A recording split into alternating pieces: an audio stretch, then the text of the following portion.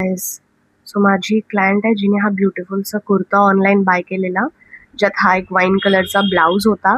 But ती हा wear करू शकत नव्हती बिकॉज हा खूप ट्रान्सपरंट होता. तुम्ही बघू शकता असं ट्रान्सपरंट लुक देत होता. तर ती आपल्याकडे कस्टमाइज करायला आलेली, त्याच्यात लाइनिंग टाकायला आलेली. सो सर्वात पहिले आपण ब्लाऊजला ओपन करणार आहोत आणि त्याचा हा जो व्ही पार्ट आहे हा नेकला अटॅच करणार आहोत इथे. तर आपण मॅचिंग एक लाइनिंग घेतलेला आहे आणि लाइनिंग आत टाकून बघू की ही प्रॉपर मॅच होते की नाही. हा फॅब्रिक जो आहे हा कॉटन सिल्क लाइनिंग आहे, कॉटन सिल्क. थोडंसं शायनी फॅब्रिक आहे, त्याच्यामुळे आपण प्रॉपर शेडच घेऊ ह्याच्यात. आणि येस, ही परफेक्ट मॅच होती आहे. ओके, सो आपण ह्या ब्लाऊजला एकदा ठेवून बघूयात हा ऑल ओव्हर लुक कसा देतोय. साधारणतः हा व्ही पॅच जो आहे व्ही नेकच्या इथे, तो हा पॅच पर्पल कलरचा आपण इथे लावणार आहोत आणि लाइनिंग अटॅच करणार आहोत. तर आपण त्या कुर्तीला उलटं करून घेऊयात. ह्याला आपल्याला पूर्णपणे ओपन करायला लागेल, स्लीव्स पासून साईड सीम पर्यंत. जस्ट आपण शोल्डरची जी ही सीम आहे ही ठेवून देऊयात. ओके, आता आपण ह्या ब्लाऊजला कट करून घेतलं. ह्याचा बॅक साईडचा पार्ट आपण यूज करणार आहोत. कट केल्यानंतर ह्याला फोल्ड केलं बॅक साईडच्या पार्टला आणि आपला जो कुर्त्याचा नेक आहे त्याला सुद्धा फोल्ड केला आपण, लाईक दिस. असं फोल्ड करून आपण त्याला तिथे प्लेस करूयात आणि जी नेकलाईन आहे ती आपण मार्किंग करून घेऊयात. 1 इंच वरती आपण ठेवून मार्किंग करून घेतलंय प्रॉपर परफेक्ट नेकलाईनचं.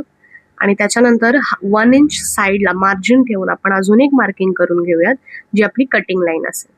कट करून घेतल्यानंतर ह्याचे जे वरचे बेल्ट आहेत ते आपल्याला कट करायचे आहेत ह्या आपल्या पॅचचे. सो हे मी बेल्ट असे कट करून घेते.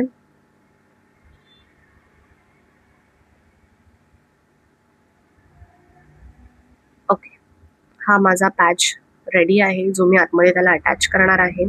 अशा प्रकारे 1 इंच वरती फक्त सोडायचे आपल्याला आणि हा पॅच खाली अटॅच करायचा आहे अशा प्रकारे. आणि ह्याला नंतर आपण स्टिच करून घेऊयात. असं वर 1 इंच डिस्टन्स सोडायचं. ओके, आता आपण लाइनिंग घेतलेलं आहे, 4 फोल्ड केलेलं आहे लाइनिंग, आणि कुर्ता घेतलेला आहे 4 फोल्ड करून. त्याला आपण कट करून घेऊयात सर्व साईडून. 1/2 इंच फक्त सोडून आपण त्याला सगळ्या साईडून जसा आहे तसाच्या तसा त्या कुर्त्याला कट करून घेऊयात आपण. 1/2 इंच आणि खाली 1 इंच सोडले मी आणि कट करून घेतलेला आहे.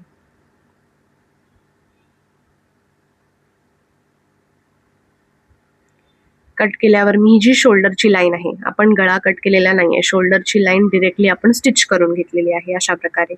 आता आपण तो कुर्ता उलटा त्याच्यावर ठेवून त्याची जी नेकलाईन आहे ती स्टिच करून घेऊयात. स्टिच करून झाल्यावर आपण एक छोटंसं नॉच देऊयात सीझरने आणि हा जो आतमधला पार्ट आहे नेकचा तो कट करून घेऊयात. आपण हा कुर्ता पलटी करणार आहोत, त्याच्यामुळे आपण हे नेक डिरेक्टली स्टिच करून ह्याला पलटी करूयात. नॉचेस द्यायचे, नॉचेसशिवाय नेक पलटी होणार नाही. छोटे छोटे नॉचेस देऊन आपण ह्याला पलटी करून घेऊयात. आणि हा जो नेक आहे हा मी आता इस्त्रीने सेट करून घेते प्रॉपरली आणि त्याच्यावर एक स्टिच मारून घेते. स्टिच मारल्यावर हा जो पॅच आहे हा फायनली आपल्याला आता इन्सर्ट करायचा आहे ह्याच्यात. पॅच स्टिच झाल्यानंतर ओपन स्लीव्सच्या मापावर लाइनिंग कट करून घेतली आणि ती स्लीव्स आपण कुर्तीवर अशा प्रकारे अटॅच करून घेतले. तुम्ही बघू शकता कुर्ता रेडी आहे आपला. अशाच काही कस्टमायझेशनसाठी फॉलो करा.